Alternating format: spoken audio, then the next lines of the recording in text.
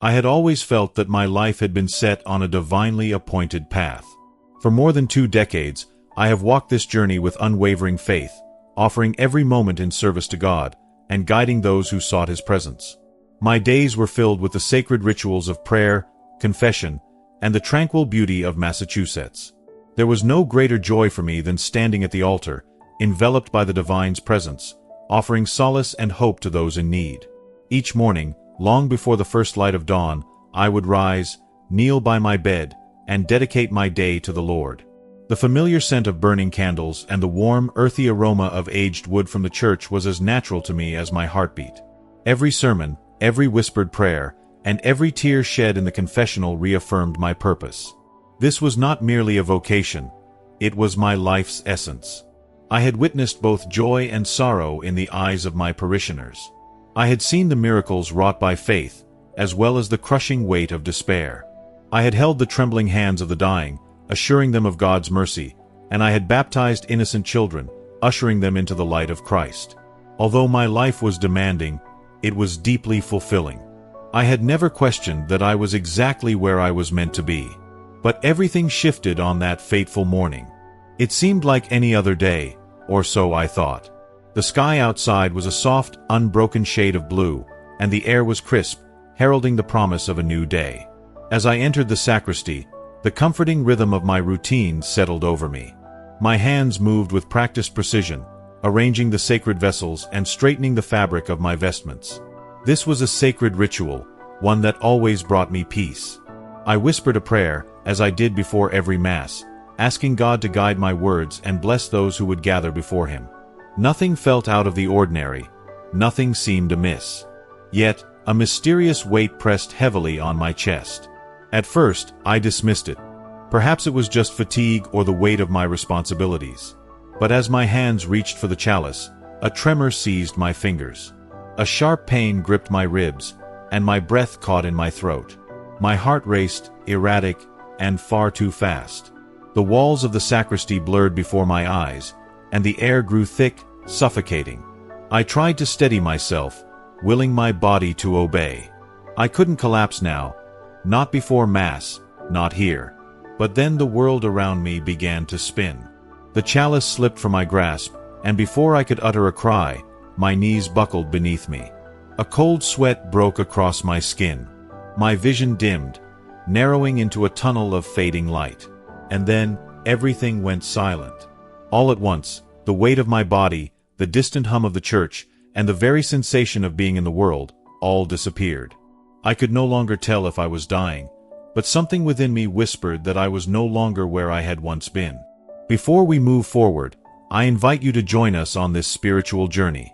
If this story has resonated with you, if you believe in the power of faith and divine encounters, please consider subscribing to our channel and liking this video.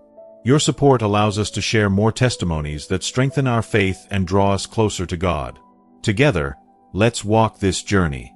I felt as though I was falling, yet there was no sensation of impact.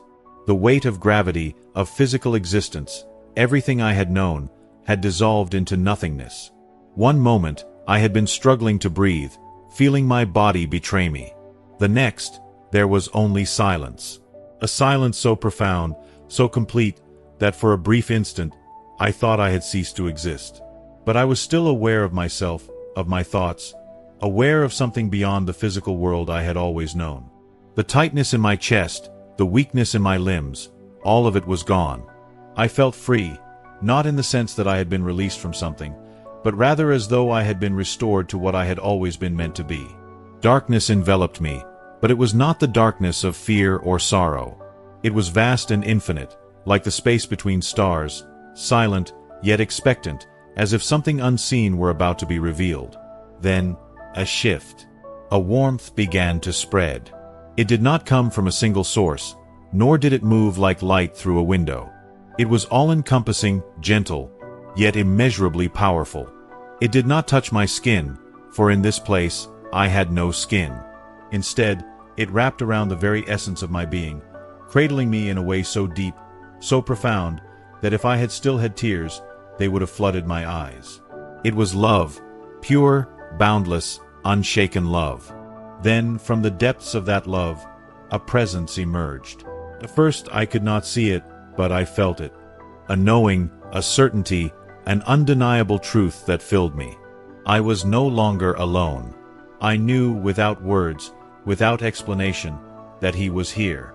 The presence drew closer, not in the way a person physically walks toward you, but in a way that permeated every corner of the space. I didn't hear words, yet I understood. I didn't see a face, but I recognized him. My soul trembled. For all the years I had spent preaching his name, for all the prayers I had whispered, for all the faith I had carried in my heart, nothing could have prepared me for the glory of standing in his presence. It was Jesus, not as a mere image, not as the figure often depicted in paintings. No, this was beyond human understanding. He was light, but not just light. He was warmth, but not just warmth. He was everything, yet more than everything. And as I felt his presence fully, one truth became unmistakably clear. He had been waiting for me. If you are not subscribed, I recommend subscribing and activating the notification bell so you don't miss any videos. If this story has touched your soul, if you feel its pull, I invite you to be part of this sacred journey with us. I humbly ask that you like this video and comment Amen below, allowing the blessing of this moment to touch your heart today. Let us know where you're from so we can join you in prayer for you, for your family, and for your home. Together, let us lift our voices, asking for God's light to flood every corner of our lives. I found myself unable to move, yet strangely not paralyzed. I had nobody, yet I was more alive than I had ever felt before. The presence before me, so strong, so radiant, so infinite, was not merely something I was experiencing. It was something I was becoming a part of. There was no fear, no hesitation, only an overwhelming sense of deep belonging. It was as though, for the first time in my life, I truly understood what it meant to be whole. The light around me wasn't simply shining. It was pulsing, breathing, alive, carrying a life of its own. It surrounded me in waves, each one filled with warmth, peace, and a love so profound that my heart couldn't comprehend how I had ever existed without it. I wasn't standing, but I was undeniably there. In this sacred space, it became clear. I was standing before the one I had always known, the one I had devoted my life to serving, Jesus Christ. There was no need to see his features. His presence was so absolute, so undeniable, that it filled every inch of my being. It was as if my soul had been yearning for this moment for eternity. And now, here I was, face to face with him, the one I had preached about, the one I had sought to serve with all my heart. I thought my heart would tremble, that my soul would collapse under the weight of his magnificence. But instead, I felt only love, a love so overwhelming, so pure, so consuming, that I could no longer fathom how I had ever doubted, ever feared, or ever questioned my purpose in life. Though his voice had not yet spoken, I could already hear him, not with my ears, for in this place I had none, but in the deepest part of my heart. His words were written not in the air, but in my very soul, as if they had been there since the beginning of time. You are here because I have called you. His words did not echo or reverberate. They simply were, a quiet certainty that rippled through me like the force of a mighty river. With those words came an understanding that needed no explanation. I was here because I had been chosen. Chosen to witness the truth, to see beyond the veil, to witness what so many have longed to know but fear to seek. This was not death. This was true. The light around me responded, growing brighter and more intense as if confirming this newfound understanding. And as it did, visions began to unfold before my eyes. At first, they were but fleeting images, like glimpses through ripples in an ocean. But soon, they became clear, undeniable truths that shook me to my very core. If this story has stirred something deep within you, if you believe in divine encounters and the power of God's calling, I ask you to join us. Subscribe to the channel and like this video, so we can continue to share these testimonies that heal, inspire, and bring us closer to the Lord. Together, as one community of faith, we can walk this path, sharing in the glory of God's light and truth. The visions came like flashes, brief, yet powerful, like lightning splitting the sky. But these were not mere fragments of memory. No, what I saw was something far greater, something that transcended time itself. First, I saw light, pure, golden, endless. It stretched beyond my understanding, filling every space with an indescribable warmth. And then, within that light, images began to take form. They weren't dreams, they were undeniable truths, etched into the very fabric of eternity. I saw humanity lost. People rushed through their lives, consumed by distractions, desires, and fleeting things that didn't matter. I saw churches, once filled with the praises of believers, now silent, abandoned, and forgotten. I saw families torn apart, their love replaced by resentment, coldness, and indifference. And then, I saw the darkness. It crept slowly like a shadow stretching across the horizon at dusk. At first, it was subtle, but soon, it grew bolder and stronger, swallowing everything in its path. It didn't come with fire or destruction, nor did it announce itself with chaos. No, it spread quietly, through apathy, selfishness, and the slow erosion of faith. I saw people turning their backs on God, trading His eternal truth for the temporary illusions of power, wealth, and pleasure. Their souls dimmed, their spirits withered, and their connection to heaven faded into nothingness. And then, Jesus spoke. "The time is short," He said. His voice was not a whisper nor thunder, but a quiet, undeniable certainty. It filled me. They do not see. They do not listen.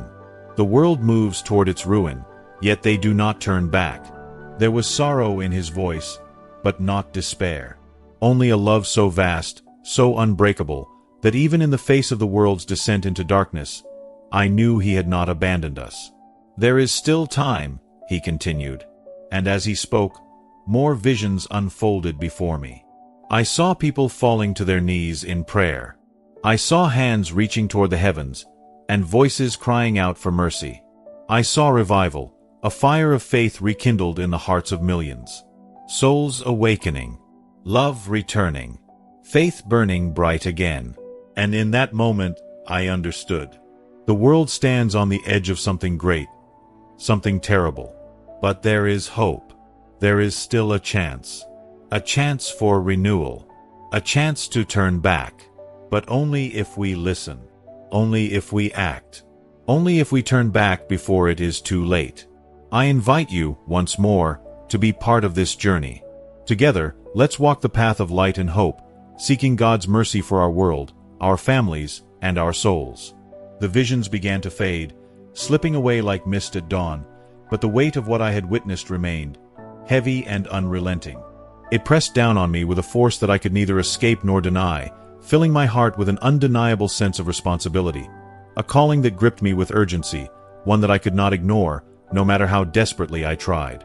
With trembling hands, I turned to Jesus, my soul quaking in His divine presence, aching to understand what was being asked of me. I was desperate for clarity, for guidance, for the words that would tell me what I must do next.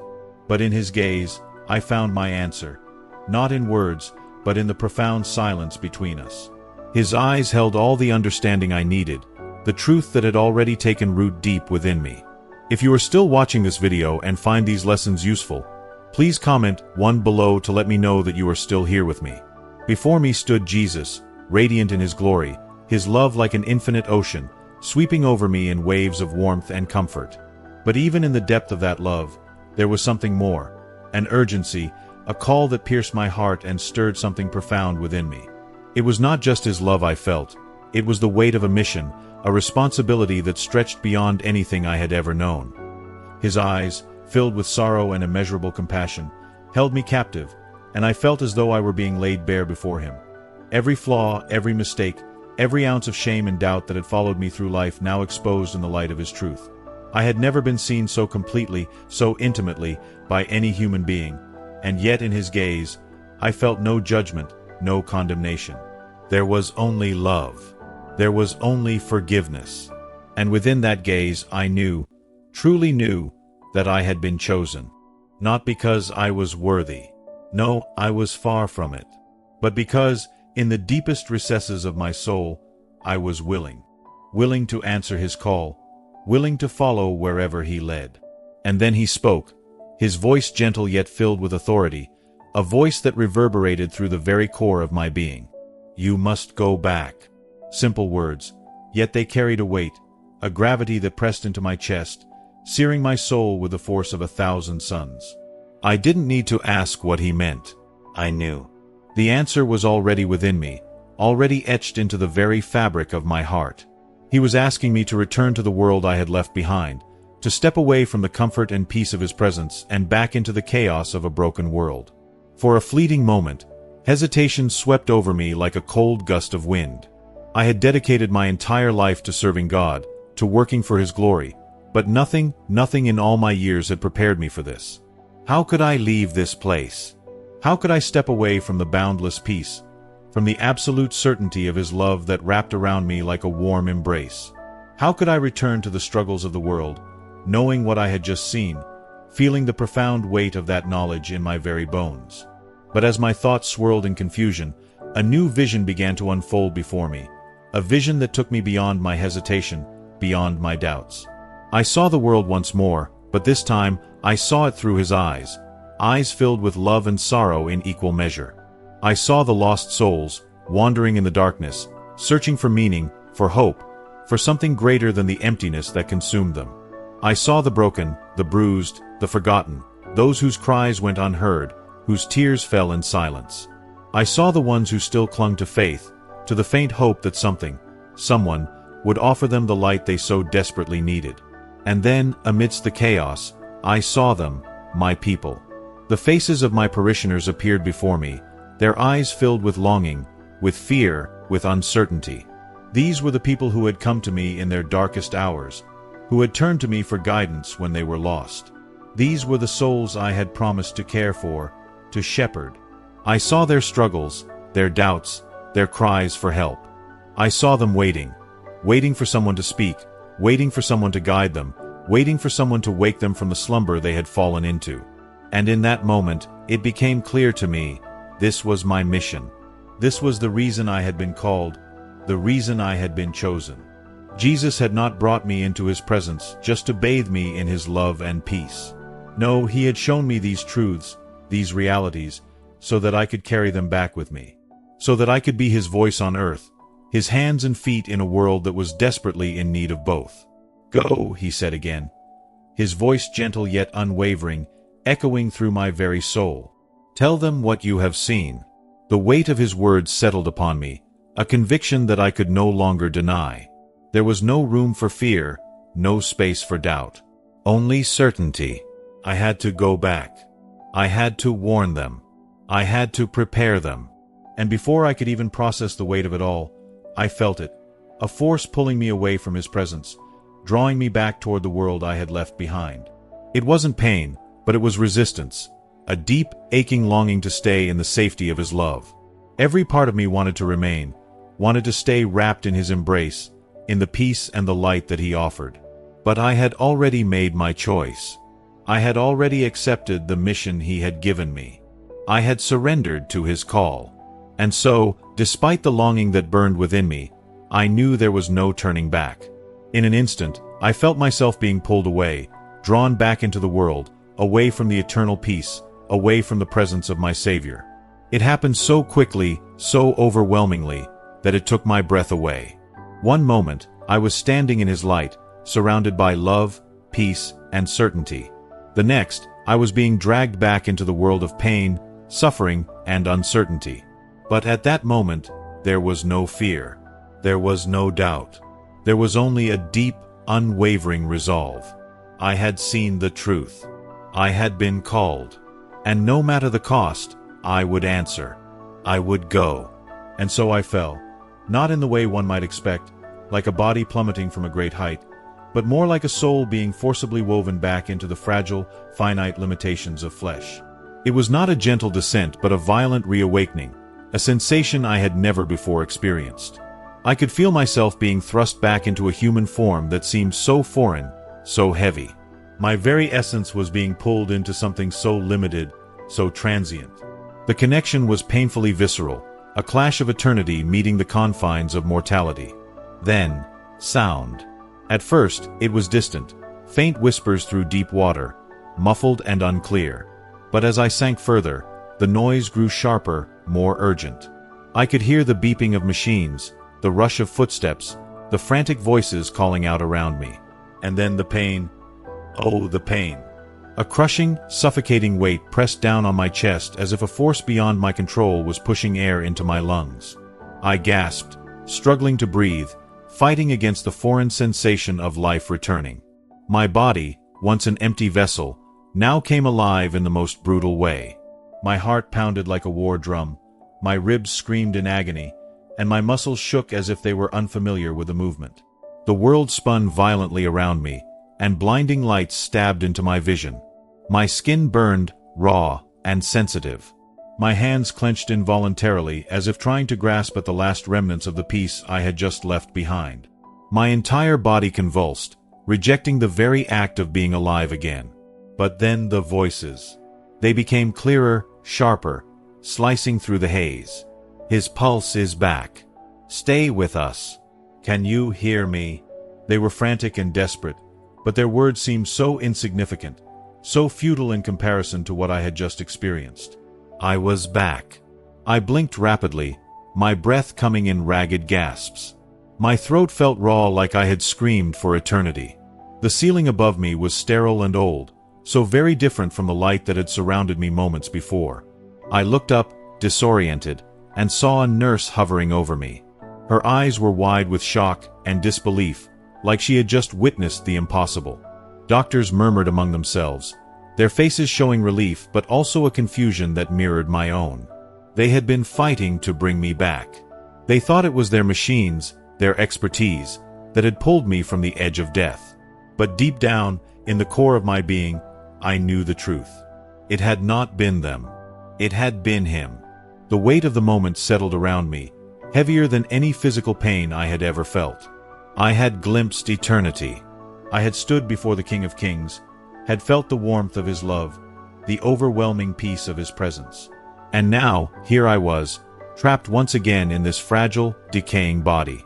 I turned my head slightly, my vision still swimming, and caught a glimpse of myself in the reflection of the medical equipment beside me. The man I saw staring back at me was not the same man who had collapsed earlier. I had changed. I wasn't the same. I had been given a mission, a warning, and the world, so blind and unaware, had no idea what was coming. Lying there, staring at the sterile ceiling, the beeping of monitors and the soft murmurs of nurses and doctors felt like a distant echo, like a dream that was slipping away. None of it felt real, not after what I had seen. I had walked beyond the veil. I had stood in the presence of Jesus, had felt his love like a burning fire in my chest, and had heard the urgency in his voice. And now I was here, surrounded by the cold sterility of this world, a world so fragile, so blind to what lay beyond the veil. A nurse approached me, checking my vitals, murmuring words of reassurance as though her soothing tones could somehow erase the truth of what I had just experienced. She told me I had suffered a massive cardiac event, and that I had been clinically dead for minutes before they revived me. Minutes. If only they knew. If only they could understand that time itself, had no meaning where I had been. I should have been grateful, should have felt relief that my heart was beating again, that my lungs were pulling in air. But instead, an overwhelming sense of burden settled over me. I felt the weight of something much greater than myself, a truth so profound, so terrifying, that it threatened to swallow me whole. I had seen what was coming. Jesus had shown me the state of the world, the slow, creeping darkness that was consuming humanity. He had revealed the growing distance between him and his creation, and he had sent me back, not to live as I had before, but to warn them. I closed my eyes, trying to process it all, but the urgency in my heart only intensified. I had to speak. I had to tell them. But the weight of the message was so great, so immense, that I didn't know where to begin.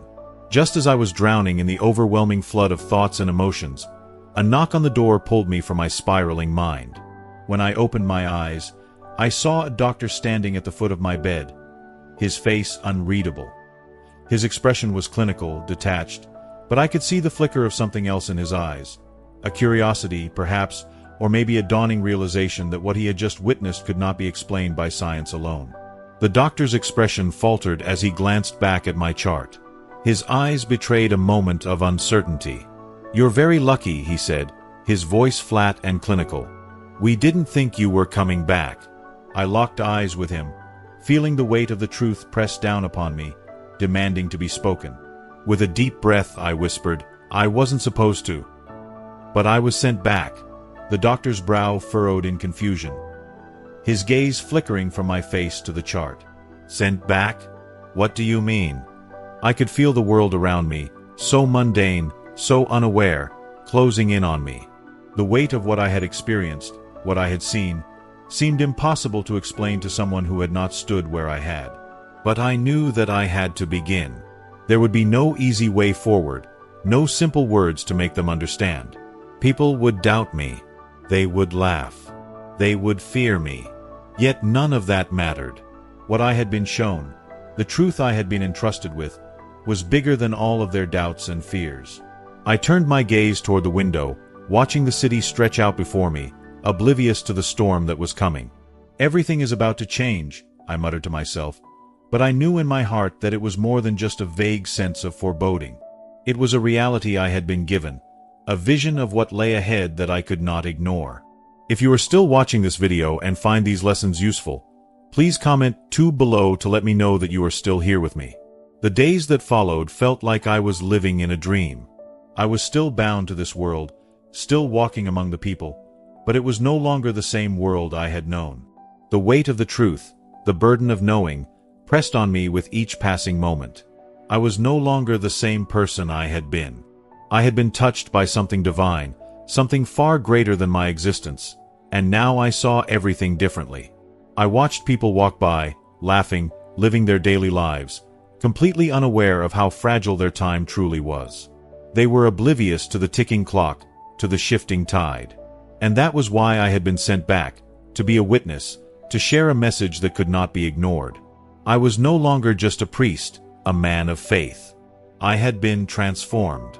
I had seen the face of Jesus Christ, heard his voice, felt his presence, and he had given me a mission, a warning for the world. There was no going back now. I could not stay silent.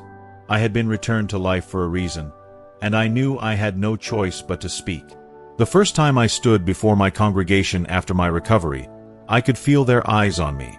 Some faces were filled with relief that I had survived. Others, I could sense, were questioning, uncertain about what had happened during those minutes of death. But as I stepped forward to speak, I knew that nothing I said would ever be the same again. Not for me. Not for them.